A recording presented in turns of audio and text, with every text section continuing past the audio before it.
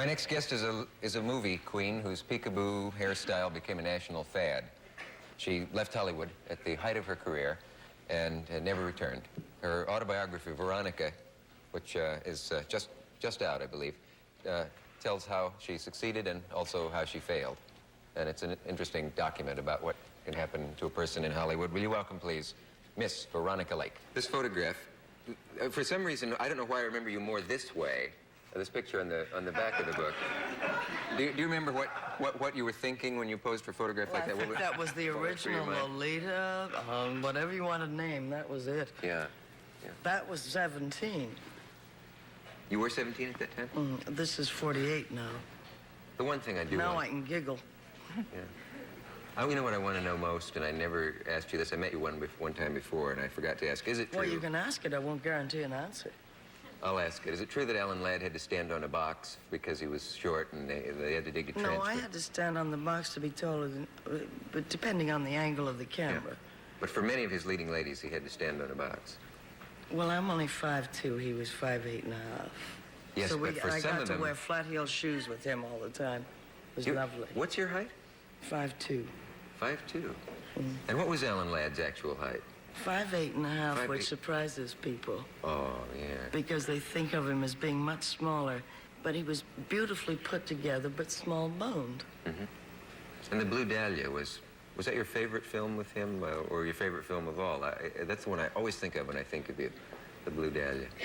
Oddly enough, all of the pictures that Alan and I made together were good commercial pictures, but not my favorites. Yeah. Do you miss Hollywood? I'm going to find out shortly, aren't I? Yeah. You're going back for... Well, I don't know whether they're going to axe me or what.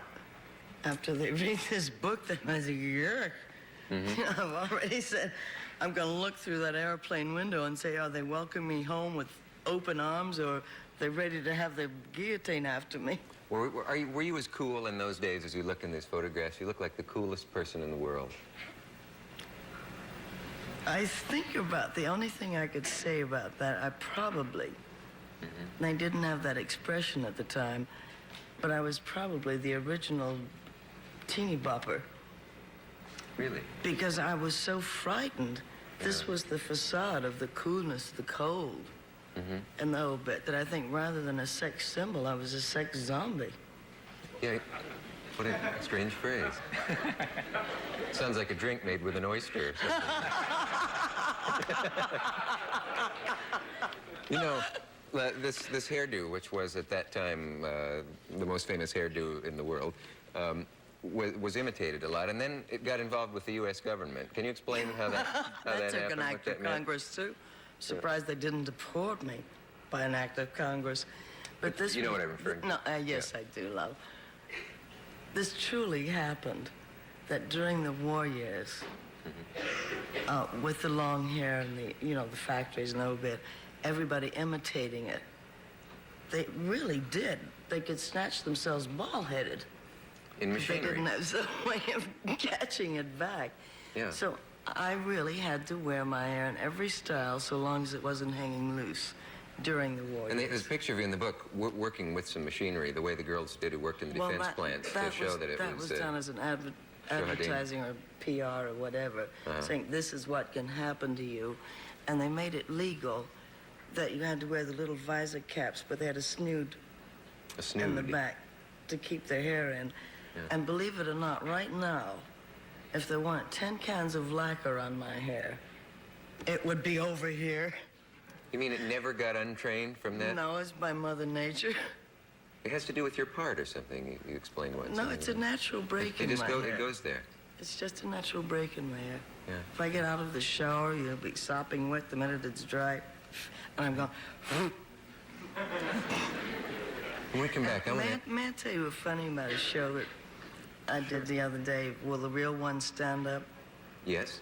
Oh, we have a station break, and when we come back, would you tell it then? Because we'll get behind. We'll be right back. The Dick Cavett Show with Veronica Lake, William Sorrell. Proposals of marriage, particularly one that you talk about in the book. You know the one I mean? There's more than one in the book. Oh, I know you got a lot of them, but there was one that stands out. Well, I think you were asking about Howard. Yeah. No, I'm not. I'm thinking of the one Which where one there was are one you where you asking offered. about? There was one where you offered $100,000. Oh, Tommy Manville. Oh, that's too funny. No, I actually strange didn't. No, thing. I got a telegram one morning from Johnny Myers, who was then Howard Hughes' right-hand man, saying, oh, you know, this is a gas and a half. Tommy Manville will give you $100,000. If you will marry him, you can leave for Reno the next day. He just wants to say he was married to you.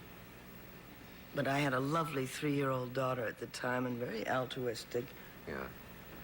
I didn't want my children to have anything like that. She was my first child, but I just couldn't imagine a story being told to a child that your mother did anything that ridiculous. If you hadn't had But the boy, the child. temptation was great. Because you could have used the money at the time. I didn't need it at the time. It was just a funny bit. I wish I had it now. It is sort of funny to think about. If you married, in the book, I think they say, I think he said for 3 days in the original offer or something like it was that. just Not to even that? marry. Could leave as soon as the ceremony was over for Reno. Wow. And that would be that, just so he could say he was married to me. Wish you'd make me that offer. If you're Danny LaRue. If you're sure those are the terms, I mean. Sorry. Wait a minute. You twit. Well, I mean, right after the ceremony, you said. Well, Didn't you? is there a better way? I've since discovered. No, I wish I'd no, done that I'd smart. insist on that. You, Oh, we can get you into mentioned talk Howard about Hughes, that. though. And you knew Howard Hughes. He's one of the most mysterious figures now. He gets more so the more he hides. Well, he's graduated into Kleenex boxes. When I knew him, he was traveling with Scott's tissues. Explain that. Explain that. You will explain it. No, it's in the book. You described his carrying as his, wasn't it his luggage? He had a big box He of... called me one morning about 5 or 5:30. He suddenly had to take off to Washington. And I don't know, somehow or other, he didn't have a car. Howard I said, Hughes? yes. Yeah. And he said, well, you take me to the airport. And of course, I knew the short route to Burbank. Burbank was then the big airport. Now it's obsolete. But anyway, he arrived. Frayed cuffs, what he got, Sears and Roebuck suit. You know, the sleeves came up to about here. Topsiders with holes in them, and his luggage, and I know that he had beautiful luggage, but his luggage, 2 boxes, cardboard boxes packed, and what they said on the sign, Scott's tissues. It's amazing. This was how. Now, was this a disguise, or was he just eccentric? No, he's eccentric, I but guess if you have ever to a man deserved to be eccentric, he does. How do you mean that? Do any of you remember how much he has given aerodynamically Oh, yeah. Yeah, to you the mean, world? And I meant what I said when he has an IBM machine for a brain. He does deserve to be an eccentric. He's not daft. yeah. He's an eccentric. I remember when he was called into Congress. Well, I think you might be a little bit too young for that, too. But he was called to Congress on questioning of Senate committees and all that sort of thing, and had to do with both TWA and Pan Am. One trip was involved in it. And I said, oh, they might just as well forget it because you cannot trip that man up. That's right. If he would just come in and sign something, I believe, or just appear, it would have saved him millions of dollars. He wouldn't come. Oh, he went. But Congress, the Senate, got nowhere with him. Oh, I'm thinking of the time if he would sign a merger or something like that, it would have saved him a great fortune, and he would not even appear just to sign the paper. Oh, I see. That's a different incident. Don't you ever then. believe It's a that different incident. either. He might have had someone else do it. No, I think he had to appear in no. person. No? Oh, no. I think probably what is happening right now with all of this mystery bit and everything. I've read a few things I will not say, but I will hazard a guess. I think I know what he's behind right now, but I will not say what it is. You won't say what it is? Would you No, tell me later, unless and then I could blurt it out on the show No. on Monday? He is really a bloody twit. I am. Well, You. You know, I think one of the strangest things in the book, and one of the funniest things in the book, is when there was one actor, a famous actor, that you did not get along with. You know the one I mean. And do you mind if I mention who it is? It's in the book. Why you know about it, why not? Yeah, it's But Frederick. don't ask me why. It was Frederick March. Mm-hmm. And you made a couple films together. You couldn't get along. I only made one film with him. Well, it probably seemed like a couple, the way you report. And you, in order to get even with him, well, there were two things. One I won't tell, but one of them was he had to What's lift the you. one you won't tell? Well, you'll know when I tell the one I will. But he lifts you up, and you had put something like 40 or 50 pounds of weight in your dress. And he suddenly felt that you had either gained an enormous amount of weight or that he was I had think weakened. he didn't feel as young as he thought he was. Yeah. Did you ever tell him what Oh, the whole crew knew it. Yeah. We did it deliberately. I said, this I've got to do because I had this dress on that the skirt was full enough. And he was such a pompous ass. Excuse me. That's right. You meant that in the Supposed to say nicest that on way, the of air. course. I did? No, you didn't. Go on. All right. But anyway,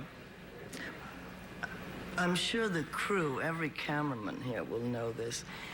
When you have a long scene, they have a miniature background, and it's, you know, sort of like a telescope idea. But he had to pick me up and carry me. And he had been such a charming gentleman that we all decided, this is the whole crew. I said, I've got it. And this dress on it, 36 yards of material, we put a 40-pound weight and tied it around my waist. And he had to carry this through about 6 takes, and he was finally, you know. Shame on you. Gallantries finally went. All right, Veronica, let me ask you a blunt Why shame question. on me? Are you bitter about the way your career went? You've got to be joking. No, I'm not. No. You're not? Would you rather have done your life a different way if you had it? No. No. Wouldn't exchange it for anything in the world. There's only one thing that I must say about this. When I say I left, it was not out of bitterness. It was not cynicism. I guess I had a career in reverse. I was a star first and learned to live afterwards. Gee, yeah. Well, it is certainly an interesting book, and there are a lot of things that I didn't get to ask you that people are interested in that are in there. And Lovely, if I answered all the questions, it would turn out to be an encyclopedia, Veronica. True. We have a message. One of the most celebrated authors in American history, though by his own admission. A lot of young people don't know him today, which is too bad. William Saroyan has won all the awards. He's spent a lot of money and has had a very lively life. His most recent book is this one. It's called Days of Life and Death, and Escape to the Moon. And if you open it to the inside, as we're going to do for you now, you will see some of the things that he has written, which include The Time of Your Life and The Human Comedy and My Name is Aram and My Heart's in the Highlands and The Young Man and the Flying Trapeze and all of the other ones that you can see on your screen. Mr. Saroyan is even part of the language. There is the word Saroyan-esque, which is an honor. Will you welcome, please, the kid from Fresno, Mr. William Saroyan.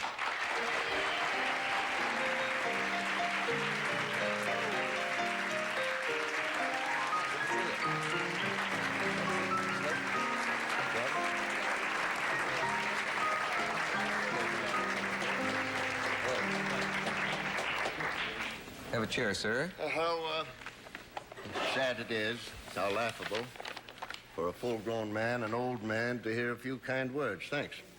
Why is it so hard to find kind words in this kind world? No, but what it is that we get so pleased when we do hear it. Yeah? And this makes us just a little bit vulnerable to fame. To fame. So to say, yeah. You're not only famous, you're eponymous. That's a word I learned 2 weeks ago, and I've been waiting for a chance to work it into the conversation. Well, I would love to hear what it means. Are you insulted by being eponymous? Not at all. The fact of the matter is that I don't know what the it may difference be a means nice thing. either. I don't know if that's how you pronounce it. It means when your name has when your name's given to a group of things or something like that, like a Fieldsian sense of humor or a Soroyan-esque comedy, or Let's put it your this name way, becomes nobody kind of else an could write the way that he can. There's no doubt about that. For me, Yes. And I like that. you are eponymous. Yes.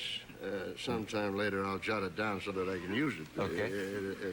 Well, it must be a strange feeling, though, when you hear Soroyan-esque. What does it mean to you if something is Soroyan-esque? What do you want it to mean? Well, I regard it as probably meaning a kind of definition for the stuff that came out in my very first book.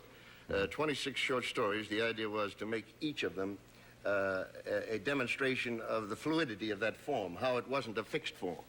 And so the result was that that writing had a lot of surprises, and it had a lot of speed and a lot of fun. At the same time, was quite earnest in the sense that you got the feeling in several of the stories of the kind of thing that you got in Chaplin's films, where it was both very touching and very funny. And I think that probably they mean, and I would imagine that this might be a little bit inaccurate at any rate, something of that kind. An enthusiasm about the potentials that are in an art form, and a kind of simple delight in demonstrating this variety that exists there. And I had it called to my attention when it first appeared in print by a fellow that was in correspondence with George Bernard Shaw in San Francisco, E.H. Kendall. He was one of those great anonymous writers. That is to say, he wrote for 60 years and was never published. These are the heroes. Wow. These are the grand people. And, 60 years, yes, and he kept writing? And yes, and he was a faithful writer. He was probably a very good letter writer because Shaw loved to answer his letters. And he told me, did you know that there's a word out called Soroyan-esque? And he got the review for me, and I said, well, that's rather nice. He says, yes, it means that you're in. Yeah. And I says, thanks very much. Say one thing, because Sure. I remember it, and also I happen to have a mind like this. To me, the greatest line that you ever wrote was the Arab, no foundation, all along the line. I was hoping you'd get it exactly right. Well, no foundation. You started to interrupt. I almost had Can you do it for us? Okay. This quote from Miss Lake is from The Time of Your Life. It's from The Time of Your Life? Yes, it's from a play. And he says repeatedly through the play, as a commentary on our particular point in history, no foundation all the way down the line. Yeah. And that was that little theme that runs through there. Now, there's a story on how I got it, but I won't burden you with that. There's some other still, things. this is why the man is so great. This is the problem we're still having today, and this is what he was trying to tell us. No foundation. Is there any sense in which you feel unread now? You said you seemed surprised that when some young people asked for your autograph when you came in. Well, there isn't any question but that wonderful, new, fresh talent is arriving all the time, and I'm delighted by it. Now, we do have to give way, but I am not nearly as read as I used to be. But I will be in time, if I may permit myself the luxury of that expectation, don't you see? Because none of my stuff is what you would call likely to be swift in reaching the ash can. Anything that delays the trip to the ash can is always good. Yes. Yeah. Now, there are people, for instance, that are just discovering a book called Rock Bagram. This came out way back in 50. That's now 21 years ago. And they swear by it. They like it. But there's so many books that I have that... Well, I was thinking of, when I mentioned My Name is Arm before, I was thinking about the traveler's advice that the old man gives to the boy. Old country advice to an American traveler. Now, he says, when you get on the train, there'll be a guy coming along there with a flashy uniform. He'll ask for your ticket. He says, ignore him. What do you mean, ignore him? He says, he's an imposter. He says, but he's a man in uniform. He says, how will I know he's an imposter? He says, well, now, look, you're no longer a child. You must learn these things. That man with that little puncher, he's a fraud. He says, ignore the man. He says, when you go into the diner, there'll be a beautiful woman at a two-place table. Your impulse will be to go and sit just exactly opposite her. He says, don't do that. He says, just go to another table. He says, no. He says, the travel is broadening. I'd like to go sit there. He says, don't do that. Avoid that lady. She's an adventuress. And he says, after you leave the dining room, there'll be a fella in the smoking car there shuffling a deck of cards, and he'll invite you into the game. You tell him, no speak English. In the evening, when you go to bed, put all of your money in your shoe, put your shoe under your pillow, put your head on the pillow, and don't sleep. and then come back safely to Fresno. And so he made the trip, and he says, what happened? He says, just as you said. And the fact is that on the train, he found the girl and sat beside her in the dining room. He started the card game. He started the companionship of all of the people. They had the greatest trip in the world. Now, that kind of advice, of course, is bringing some of the quality of the old country to the new country, and of course it has its appeal. And I'm very fond of that story. I made a discovery, and it wasn't a book, but it was a film that, I wondered if you remember, called The Good Job, a little 10-minute short. Oh, I remember it vividly. Yeah, that was a film that I meant to demonstrate to Mr. L.B. Mayer that I should direct a human comedy. Now, he says, if you make a good film in 6 days, you can direct a human comedy. Well, I made a good film in 6 days. He says it's not good. It's arbitrarily. But you took the challenge. Yeah, I took the challenge, and of course, you've got to have things in writing. But we won't belabor any of these things because the man's dead and it's all gone. And they got that free of charge and made money from it, and it got the prize and everything else. You're less eccentric than you used to be, are you? Well, yes, in an obvious way, less eccentric. But you see, I regard the eccentric, of course, this is an odd thing for me to say, as the cherished man of any culture. He is the one to look for, and we don't have enough of them. Her country has them. England has them. Has always had them. Well, what have you dropped from your eccentricity? That Nothing that I'm aware of. It's only other people report it to me. You see, I don't know about it. I wouldn't have any way of knowing about a thing like that. One of the eccentricities, obviously, is the way I look. This is something that is, that's it. You're wearing a mustache. Well, yes.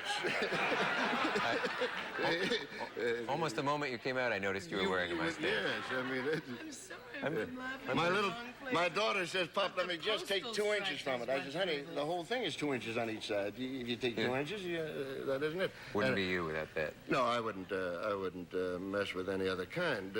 I've seen great mustaches and lousy mustaches and silly mustaches, and they all fit in that kind of a... I'd put yours among the greats. Yes. All right. We have a message from our local stations, and we will be back.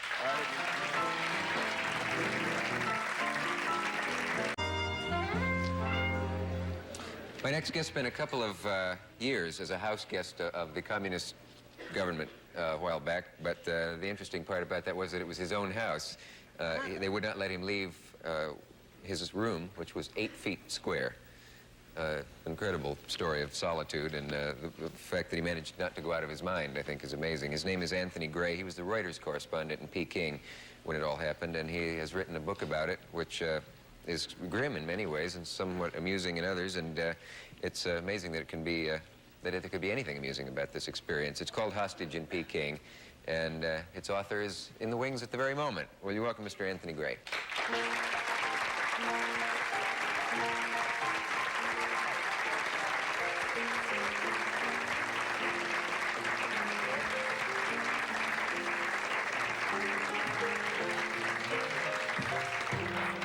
Break it up, break it up. I just can't imagine I'm meeting all these people tonight that I've so worshipped. Well, you are. Aren't I enough? Well, I knew you before. Mr. Gray, Mr. Gray, I want to ask you about, well, first tell us why you were in house arrest, and you were just an innocent bystander, I assume? I was a correspondent in Peking. The Cultural Revolution was on. It was a time of hysteria. Some Chinese communist journalists were arrested in Hong Kong by the British authorities, and I was put under house arrest by the Peking Foreign Ministry as a reprisal until such time as they were released. So you weren't even guilty of anything. At least if you were, you could have rationalized it, I suppose. I sometimes used to think it might have helped if I was guilty, and I could have felt that I was repenting and getting what I deserved. But it was strictly reprisal. They grabbed you because the other men had been grabbed. Yes. Yeah. And how long to the day were you held in this? Well, altogether it was 806 days, 2 years and 2 months. The first month was fairly normal, living inside my own house with just the Public Security Bureau guards in the courtyard. But after 28 days, my house was invaded by about 200 Red Guards, and they smashed the place up and painted slogans and put up portraits of Mao and made my confinement more severe. They put me into that little room pictured on the front of the book, which was 8 feet square. Yeah, I don't suppose they can come in close enough to see this. Let's try it. This This is the room with an aerial view of the room, and you take up that much room. There's only that much left for 800 and some days. Well, that wasn't the whole time. That was 3 months, and I was never allowed to go out of that. Never allowed to go out even to the courtyard for fresh air. For 3 solid months, you never got out of that. How does this all make you feel about Red China now? Well, I'm still very interested in China. I've come out of this... You wanted that assignment, didn't you? I did very much, yes. Yeah. When I was sent there in February 1967, somebody rang me up from London. I was in Berlin then, and said, how would you like to go to China? And the whole world was watching Peking at that time, and there were only 4 Western correspondents there. And I was delighted. I remember putting the phone down and going through to the bathroom and looking in the mirror, and there was a face grinning back at me with a grin ear to ear saying, you're going to Peking, this is wonderful. Yeah. And in that sense, for the 4 months which I worked as a correspondent, it was indeed very stimulating and interesting work. As a result of the experience, I'm still very interested in China. I can see the experience in perspective now. After this message, we'll be right back.